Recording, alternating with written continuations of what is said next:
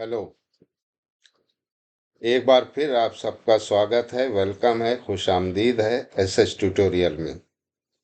आज हम समझेंगे कि एसआईआर फॉर्म ऑफलाइन कैसे भरा जाता है, खासकर उन लोगों के लिए जिनका नाम 2003 की मतदाता सूची में नहीं है। बहुत से लोग इस स्थिति में कंफ्यूज हो जाते हैं कि उन्हें कौन सा कॉलम भरना है, कौन सा डेटा देना है और 2003 के रिकॉर्ड की जगह क्या लिखना है। इस वीडियो का उद्देश्य आपको पूरी प्रक्रिया आसान भाषा में समझाना है ताकि आप बिना किसी गलती के फॉर्म जमा कर सकें। सबसे पहले आपको समझना होगा कि एसआईआर फॉर्म में दो तरह की जानकारियां देनी होती हैं। एक है आपका करंट डेटा, जो आज की तारीख के अनुसार आपकी असली जानकारी है, और दूसरा है 2003 से जुड़ा डेटा, जो उन परिवार के सदस्यों का रिकॉर्ड है जिनका नाम 2003 की मतदाता सूची में दर्ज है। अगर आपका नाम 2003 की सूची में नहीं है तो आपको फॉर्म का ऊपरी हिस्सा यानी पार्ट 1 में अपना वर्तमान विवरण भरना है। इसमें आपका नाम, जन्म तिथि, पता, मोबाइल नंबर और आधार जैसी जानकारियां शामिल हैं। ये हिस्सा बिल्कुल उसी तरह भरा जाएगा जैसा कि आप मौजूदा पहचान और दस्तावेजों में आपकी इंफॉर्मेशन दर्ज है। अब बात करते हैं फॉर्म के निचले हिस्से की यानी पार्ट 3 की। ये हिस्सा केवल उन्हीं लोगों के लिए है जिनका नाम 2003 की लिस्ट में नहीं था। यहाँ आपको एक बात का ध्यान रखना है, आपको अपने माता पिता, दादा दादी या नाना नानी में से किसी एक रिश्तेदार का विवरण देना है जिनका नाम 2003 की मतदाता सूची में दर्ज था। याद रखें, 2003 के डेटा में आपको बिल्कुल वही जानकारी लिखनी है जो उस समय दर्ज थी, चाहे उसमें कोई स्पेलिंग मिस्टेक हो या कुछ और हो। इसको बदलने की आपको अनुमति नहीं है। इस वीडियो में हम आपको बताएंगे कि फॉर्म भरते समय कौन सी सावधानियां रखनी है, फोटो कहाँ लगाना है, कौन सी गलतियों से बचना है और फॉर्म जमा करने के बाद आगे की प्रक्रिया क्या होगी। हमारा उद्देश्य है कि आप पूरा फॉर्म सही ढंग से भरें और आपका नाम बिना किसी बाधा के ड्राफ्ट वोटर लिस्ट में शामिल हो जाए। चलिए शुरू करते हैं कि फॉर्म को कैसे भरा जाए जब आपका नाम 2003 की वोटर लिस्ट में नहीं है। देखिए, ये 2003 की वोटर लिस्ट है। हमने अपने पहले के वीडियो में ये बता चुके हैं कि यहाँ से आपको क्या क्या इंफॉर्मेशन लेनी है। उदाहरण के लिए आपको 2003 की वोटर लिस्ट कुछ इस तरह से है मिलेगी। आपको सबसे ऊपर दाहिने तरफ यानी राइट हैंड साइड की तरफ आपको मिलेगा भाग संख्या। भाग संख्या आपको एक कागज पे नोट कर लेनी है। ये आपकी भाग संख्या है, यहाँ से आपको नोट करना है। मेरी भाग संख्या 133 है, तो हमने एक कागज पे इसको नोट कर लिया कि ये 133 है। दूसरा, आपके लेफ्ट हैंड साइड में यानी बाएं तरफ आपको जो है वो मिलेगा आपके निर्वाचन क्षेत्र का नंबर। विधानसभा निर्वाचन क्षेत्र का नंबर मिलेगा, संख्या मिलेगी, वो यहाँ पे मिलेगी आपको लेफ्ट हैंड साइड में ऊपर की तरफ। फिर तीसरी चीज आपको जो नोट करनी है उसमें देखना है कि इस लिस्ट में आपका नाम कहाँ पे है और उस लिस्ट में आपका क्रमांक संख्या क्या है, यानी किस सीरियल नंबर पे आपका नाम दर्ज है। ये तीन चीजें आपको 2003 की वोटर लिस्ट से नोट करनी है। आपका फॉर्म कुछ इस तरह से होगा, जिसमें सबसे ऊपर जो पार्ट 1 हमने जिसको कहा है, ये पार्ट 1 है, इसको पार्ट 1 कहते हैं। ये वाला, ये पार्ट 2 है और ये पार्ट 3 और ये पार्ट 4 है, ये 3 है और 4। इसमें जैसा कि हम पिछले वीडियो में बता चुके हैं, इसमें आपके इसका इस वाले कॉलम में, इस वाले खाने में आपका निर्वाचक का नाम होगा, उसका ईपीआईसी नंबर होगा और उसके घर का पता होगा। फिर आइए, इसी के बगल में जो दूसरा कॉलम है, ये वाला, इसमें आपका क्रम संख्या होगी, भाग संख्या होगी और उसका नाम होगा, विधानसभा निर्वाचन क्षेत्र का नाम होगा और राज्य का नाम होगा। ये पहले से भरा होगा, इसमें आपको कुछ भरने की जरूरत नहीं है। फिर तीसरा है आपका क्यूआर कोड, ये पहले से ही प्रिंट आपको मिलेगा, यानी प्री फिल्ड होगा। चौथी चीज है, यहाँ जो आपका पुराना फोटो लगा है वो मौजूद होगा, वो छपा हुआ होगा, इसमें भी आपको कुछ नहीं करना है। तो पार्ट 1 में आपको क्या करना है कि यहाँ पे आपको अपना वर्तमान फोटो लगाना है, जिसकी बैकग्राउंड सफेद कलर की हो, व्हाइट कलर की हो। पार्ट 1 में सिर्फ एक काम आपको करना है, अपना फोटो चिपकाना है। पार्ट 2 में आ जाइए, हमने इस फॉर्म को, एसआईआर फॉर्म को अलग अलग हिस्सों में बांट दिया है। यहां से आप देख सकते हैं, ये हमने वेबसाइट से उठाया है। यहाँ पे आप देख सकते हैं कि ये प्री फिल्ड है, पहले से भरा हुआ है। यहाँ पे आपका सारी डिटेल रहेगी, आपका नाम रहेगा, ईपीआईसी नंबर रहेगा और आपका पता रहेगा। यहाँ पे भी पहले से सब भरा हुआ है, आपका क्रमांक संख्या रहेगी, भाग संख्या रहेगी, ये सब रहेगा पहले से। जो 2025 में जो आपका डिटेल है वो सब यहाँ मौजूद रहेगी। फिर यहाँ पे क्यूआर कोड होगा, यहाँ पे पुराना फोटो होगा और यहाँ पे आपको अपना नया फोटो लगाना है। यहाँ पे आप इसमें नया फोटो लगाएंगे जिसकी वाइट बैकग्राउंड हो। मेरा सजेशन है कि वाइट बैकग्राउंड वाली फोटो जरूर लगाइए, वैसे आप कलर भी लगा सकते हैं। तो ये पहला भाग जो है उसमें आपको सिर्फ इतना काम करना है, बाकी आगे हम बताएंगे कि क्या भरना है। तो पार्ट 1 में आपको सिर्फ और सिर्फ फोटो चिपकाना है। अब इसका अगला भाग आइए, अगले भाग में जो 2025 यानी जो आपकी वर्तमान स्थिति है उसकी पूरी इंफॉर्मेशन आपको भरना है।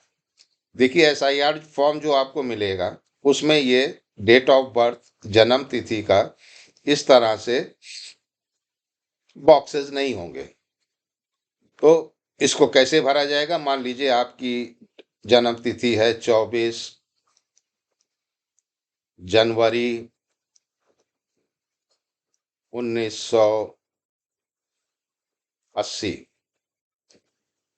तो इस तरह से आप यहाँ पे भरेंगे 24 जनवरी 1980। अब चूंकि एसआईआर फॉर्म में ये बॉक्सेस नहीं है तो आपको इस फॉर्मेट में अपनी जन्म तिथि भरनी है। फिर दूसरा आता है आधार नंबर। यहाँ पे आधार नंबर, अगर आपके पास है आधार कार्ड तो आप आधार नंबर भर दीजिए, और अगर नहीं है तो आप इसको छोड़ भी सकते हैं, ये वैकल्पिक है, ऑप्शनल है। यहाँ पे आपने अपना आधार नंबर लिख दिया। यहाँ पे आपको मोबाइल नंबर लिखना है जो आधार से लिंक हो, जो आधार से लिंक हो। तो यहाँ पे आप अपना मोबाइल नंबर लिखेंगे। फिर आप अपने पिताजी का नाम लिखेंगे। उदाहरण के लिए हम यहाँ पे लिखे देते हैं, कोई एक नाम ले लीजिए, पिताजी का नाम यहाँ पे आपको लिखना है। और सब आपको हिंदी में भरना है, अंग्रेजी में भरना है, इसमें कंफ्यूज होने की ज़रूरत नहीं है। आप किसी भी भाषा में भर सकते हैं, लेकिन अगर आप इंग्लिश में भर रहे हैं तो मेरा सजेशन और मेरी राय ये है कि कैपिटल वर्ड्स का यूज़ करिए। और अगर आप हिंदी में भर रहे हैं तो मात्राओं का खास तौर से ध्यान रखिए। तो मान लीजिए कि ये इनके नाम, पिताजी का नाम है राम कुमार।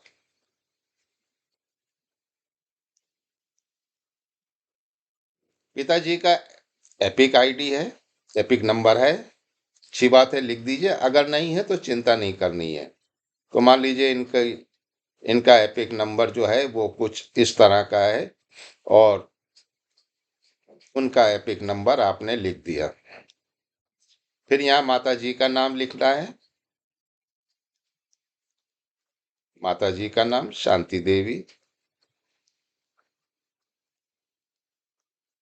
सब कैपिटल वर्ड में लिखिए। हिंदी में भर रहे हैं तो मात्राओं का ध्यान रखिए।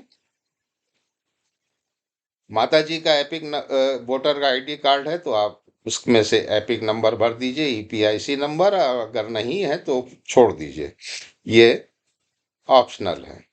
तो यहाँ पे आपने माता जी का नाम, जो एपिक नंबर है वोटर आईडी कार्ड में, उसको आपने भर दिया। मान लीजिए कि UB2468, ये हम ऐसे ही भरे दे रहे हैं। अब अगर आप शादीशुदा हैं, विवाहित हैं, तो अपनी पत्नी का नाम लिखिए। मान लीजिए सीता नाम है, सीता देवी। आपकी पत्नी का नाम अगर वो है वोटर आईडी कार्ड, तो उसका आप यहाँ पे एपिक नंबर भर दीजिए। अगर आप स्त्री हैं तो यहाँ पे आप अपने पति का नाम लिखेंगे और उनका एपिक नंबर भरेंगे।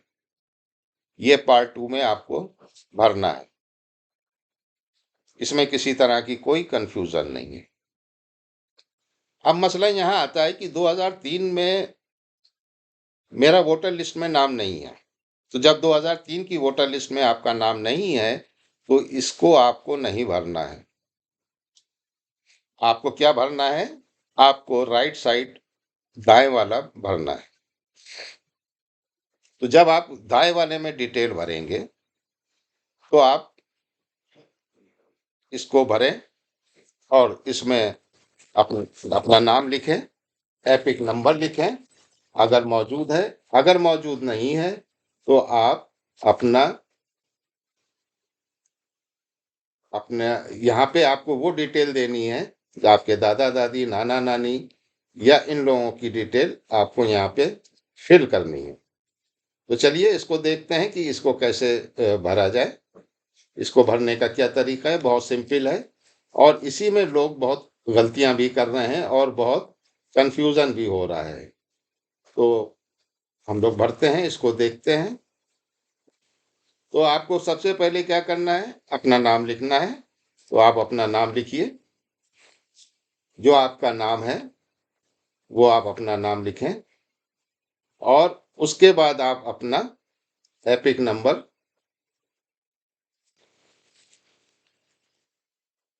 ये जो आपके पास है मैं आपको लिख के दिखा रहा हूं कि 2003 में आपके पिताजी का क्या नाम था। 2000 में आपके पिताजी का नाम लिस्ट में था, दादा दादी का नाम था या नाना नानी का नाम था, आप यहाँ पे लिखेंगे। जैसे कि मान लीजिए कि आपके पिताजी का नाम था तो आपने यहाँ पे लिखा कि राम प्रसाद या राम कुमार।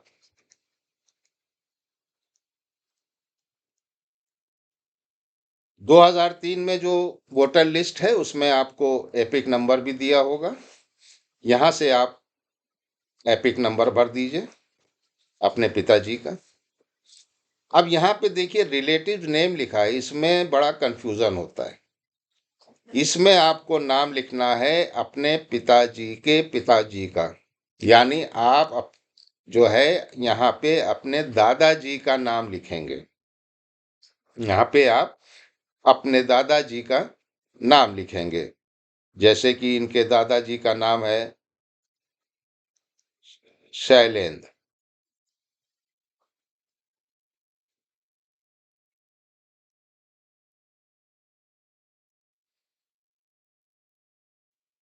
फिर आप लिखेंगे कि ये शैलेंद्र राम कुमार के कौन है?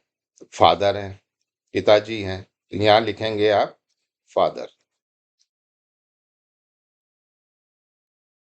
मान लीजिए अगर आपके पिताजी का डिटेल नहीं है तो आप अपनी माताजी का नाम लिखेंगे, माताजी के पिताजी का नाम लिखेंगे। अगर उनका भी नहीं है तो आप अपने दादा, दादी, नाना, नानी उनकी डिटेल यहाँ पे आप भरेंगे। तो यहाँ पे आपको नाम किसका लिखना है? अपने पिताजी का। रिलेटिव्स में रिलेटिव नेम में आपको क्या लिखना है? अपने पिताजी के पिताजी का नाम लिखना है, यानी आप अपने दादा का नाम लिखेंगे। अब इन दोनों का आपस में क्या संबंध है कि शैलेंद्र जो हैं वो राम कुमार के पिताजी हैं, तो आप लिखेंगे फादर। आप डिस्ट्रिक्ट लिखिए, मान लीजिए आप लखनऊ में रहते हैं तो आप लखनऊ लिखिए। स्टेट उत्तर प्रदेश लिखिए।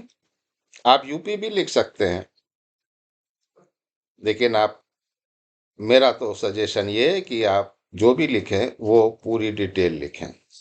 अब एसी नंबर यानी विधानसभा क्षेत्र का नंबर जो आपने 2003 की वोटर लिस्ट में उठाया था वो यहाँ लिखिए। जैसे कि अभी हमने नोट किया था कि विधानसभा क्षेत्र का नंबर जो था वो 86 था और उसका जो नाम था वो यहाँ लिखेंगे। जैसे मेरा लखनऊ पश्चिम है तो हम लिखेंगे वेस्ट, लखनऊ वेस्ट। इसका नंबर क्या था? हमें 2003 की लिस्ट में ऊपर वाल बाईं तरफ कोने में नंबर मिलेगा, वो होगा आपका विधानसभा क्षेत्र का नंबर।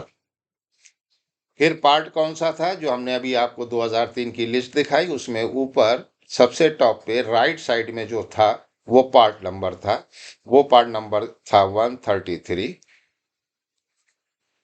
अब उसमें आपका पिताजी का नाम किस सीरियल नंबर पे था, किस क्रमांक पे था? मान लीजिए कि 102 नंबर पे आपके पिताजी का नाम था, वो यहाँ पे लिख देंगे। इस प्रकार से आप अपना फॉर्म भरेंगे। ये फॉर्म आप कब भरेंगे? जब आपका नाम 2003 की वोटर लिस्ट में नहीं है, लेकिन आपके पिताजी का नाम, माताजी का नाम, दादा दादी, नाना नानी, इन 6 लोगों में से अगर किसी का नाम है तो उनकी डिटेल आपको इस कॉलम में भरनी है, ये वाला। और इस कॉलम को आपको छोड़ देना है।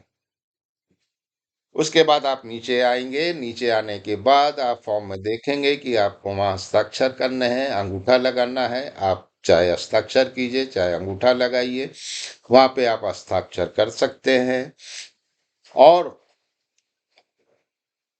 कोई दूसरा भी जो आपके घर का बड़ा वयस्क हो वो भी हस्ताक्षर कर सकता है। तो इस प्रकार आप पूरा फॉर्म भर लेंगे। बहुत आसान है।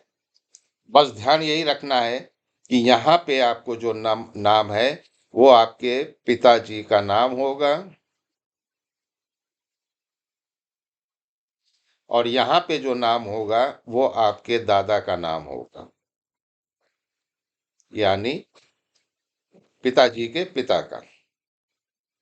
तो इस प्रकार से आप पूरा फॉर्म भर सकते हैं और फॉर्म भरने के बाद आप बीएलओ को देंगे। बीएलओ दोनों फॉर्म लेगा, एक फॉर्म अपने पास रखेगा, दूसरे फॉर्म पे सिग्नेचर करेगा, हस्ताक्षर करेगा और आपको वापस कर देगा। वो आपकी एक्नॉलेजमेंट स्लिप होगी, उसको आप संभाल के रखिए। जब तक आपको हमेशा संभाल के रखनी है, खास तौर से तब तक तो जरूर आप संभाल के रखिए जब तक मतदाता सूची प्रकाशित नहीं हो जाती। तो इस तरह से आप फॉर्म भर सकते हैं 2003 की, अगर वोटर लिस्ट में आपका नाम नहीं है। आशा है कि आपको वीडियो पसंद आया होगा।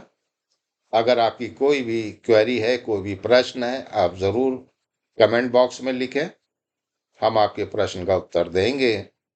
और वीडियो को लाइक शेयर ज़रूर कीजिए। अगर आप मेरे चैनल पे नए हैं तो आपसे रिक्वेस्ट है कि प्लीज़ मेरे चैनल को सब्सक्राइब कीजिए। Thank you very much. धन्यवाद, शुक्रिया।